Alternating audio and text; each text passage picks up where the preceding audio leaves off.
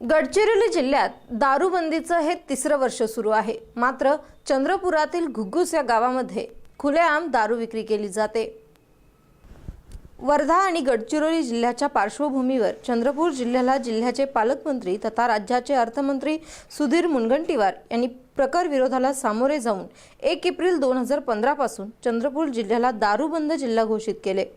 जिल्ह्यात दारूबंदी हे जरी सत्य असले तरी या जिल्ह्यात दारूची कमतरता कधीच भासली नाही। उलट जादा भावाने दारू विक्री करणाऱ्या अवैध दारू विक्रेत्यांचे महाल मात्र नक्कीच तयार झाले आहेत। यात पोलिसांचाही छुपा पाठिंबा दारू विक्रेत्यांना मिळत आहे। यवतमाळ जिल्ह्याच्या वणी सीमेपासून घुग्गुस लागून असल्याने या ठिकाणाहून मोठ्या प्रमाणात दारूची तस्करी होते। याच परिसरात मुबलक दारूही उपलब्ध होते। चालतं पूर्ण भारतभर चालतं आणि मी घुग्गुसला असतो। जवळपास 2 वर्ष झाले दारूबंदीला आणि जो प्रोपगंडा ज्याप्रमाणे केला होता दारूबंदीचा त्याप्रमाणे दारूबंदी झालेली नाही। जवळपास 3रं वर्ष लागलेलं आहे। सर्रासप्रमाणे दारू घुग्गुसमध्ये येत आहे।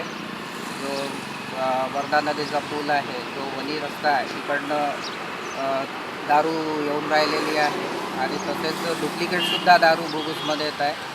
आता तपासाच्या नावाखाली किंवा बंदीच्या नावाखाली पोलीसवाले चेक करतात, पण ज्याप्रमाणे कारवाई व्हायला पाहिजे त्याचप्रमाणे कारवाई होत नाही आणि पुन्हा त्याला सुटतो आणि पुन्हा तेच काम करून दारू विक्री घुग्गुसमध्ये सर्रासपणे होतात।